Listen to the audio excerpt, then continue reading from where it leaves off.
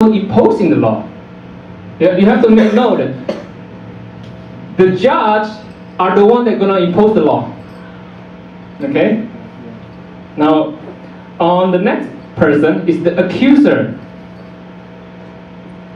Okay. The accuser, who is representing? Now, in this case, is the Pharisees, the people who knows about the law. Okay, they are not just merely standbyers, but the people who knows the law, and they want the one that actually be provided by God to teach about the law. It representing the enemy.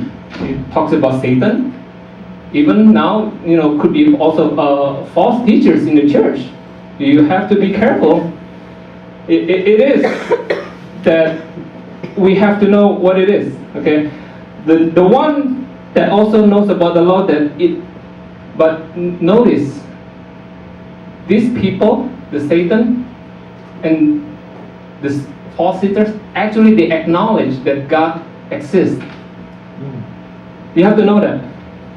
In the Bible it says, even angels believe in God. They do know God exists, but they don't know the reality of God. That's the problem. Yeah. And today we're going to learn what's the reality of God, what God is all about. It's actually. Yeah. Okay. Now, the third person in the scenario is the defendant.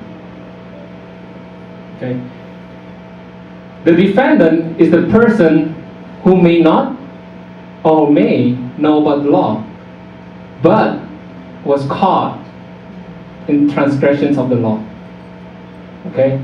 It could be you, me, everybody in the world.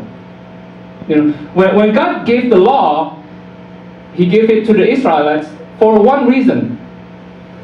Not only the obedience of the Israelites that He asked, but He actually asked the Israelites actually to become the imam, the priest for the whole world. That is the task of why God chose the Israelites. And if you look at the Exodus, the only task that God asked for Israel is, you will become the priest for the nations. That was the duty of them. And then God gave the law. And if you look at how the Bible, coming from the Genesis all the way to Revelations, God's intention is still the same. When God created Adam, He said, Adam, you have my image, now you multiply to fill the earth with His glory. Okay? Now, Adam failed, and God chose the Israelites through Abraham. He chose Israelites. Okay, I'm taking you out of Egypt. I'm taking you out of your misery so that you can be the priest for the whole nations. What is it for? It's also again to fill the earth with the glory of God. But they failed. Now we have the last one is Jesus, and through Jesus and His churches, the greatest commandment still remains the same. What? To preach the gospel to the end of the world. So God's plan from the beginning until the end remains the same, although it goes through a different means. Alright? Now, so the defendant here, he may not or may know about the law, but then he made the transgressions. Now imagine yourself if you are in the situations, right? Because I was in that situation, you were there in situations, which is situations what? Being accused. Right? We were all in that situation before, or even sometimes today. I made mistakes to my wife perhaps, or we have fight.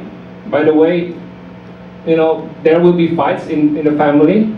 I'm not scaring you not to get married, but it is the covenant that brings us back. And I learned a lot.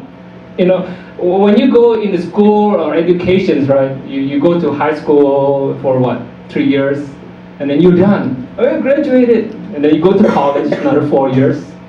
Oh, all right, you graduated. But when you get married, you don't graduate at all. You have to know that it was interesting. I've been married for 7 years now. And there are things that I still learn about my wife. What she likes,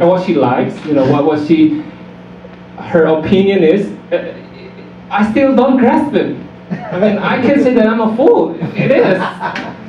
But I try to learn. The only way that I can do is to love her and try to provide with what I said before, my vow.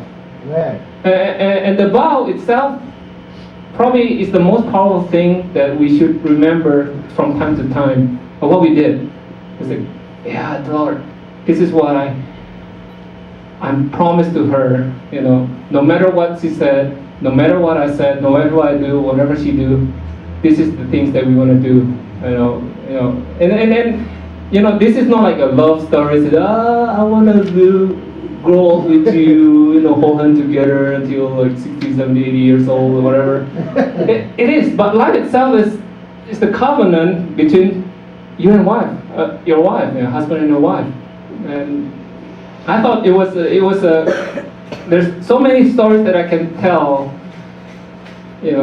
Several weeks ago, I talked about to the small group. It says, I learned that the word in the prophet says the iron sharpen irons. I thought it was only for organizational thing that happens in either at your workplace or in your church organizations, but it's actually happening in your family life too. Me and my wife, now we are being sharpening each other. Now, I'm not saying that we try to hurt each other, no, but it's actually make us more sharp and know what to do. Because the word says, can two people walk together if they are not in the same agreement? You can't. And what we try to do here is agreeing. Now, we talked about last week, we went to a homeschooling conference, had to look at it, whether it's appropriate. We don't know yet. I'm scared. It's not saying that I'm scared that what we are supposed to do, but it's a long future ahead of us. The step that we're taking, is this the right thing to do or not the right thing to do? It is, in my mind, something that I have to ponder. But I have to rest assured to her that this is what we're going to do and this is what we're going to grow together. And my covenant is to provide to you as the breadwinner. Okay? Amen. Now, going back again to the scenario that we have. Okay. Now, the next page, can I have the next page? It's talking about the verdict. I like this most. Some of the students that were in my Bible class, I talk this often, more often about the verdict. The verdict itself comes from the judge. In this case, it's Jesus. Right? It's like when the hammer is being knock. This is what you're gonna do. Okay, this is the most profound reply by the judge. At one point, he has to impose the law because he's the one that break the law. Provide the law. But on the other hand, that the accuser failed to see that's the innermost heart of the judge. Okay, it's showing God's innermost heart. Okay, what I'm saying is this: the accusers knows what's in it. He totally knows about it. Remember when Eve was being tempted, she was asked, "But did not God say to eat this food?" Right? It's the temptation.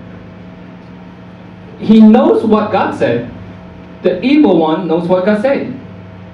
But he doesn't understand that actually God put that for a purpose. God put that